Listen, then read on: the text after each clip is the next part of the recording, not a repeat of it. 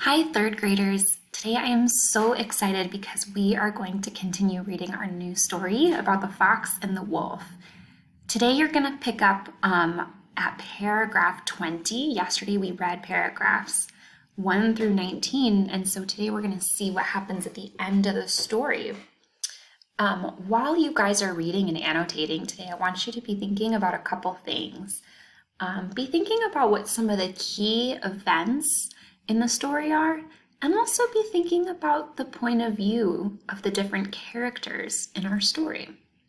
So I will start off in paragraph 20 with you guys, and then you guys are on your own. So let's look up here at paragraph 20.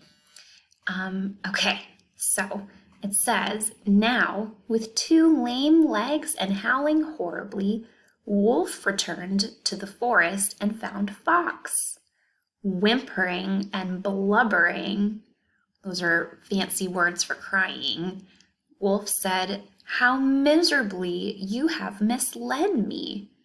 The workers caught me and tanned my skin." Okay, so I already see a pretty important key event that I can underline,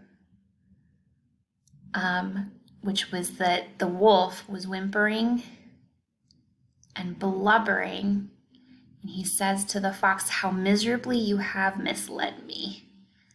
So I can tell that the wolf's point of view of the fox right now is not so great. Right? He says, "How miserably you have misled me." And then he ended up getting really hurt.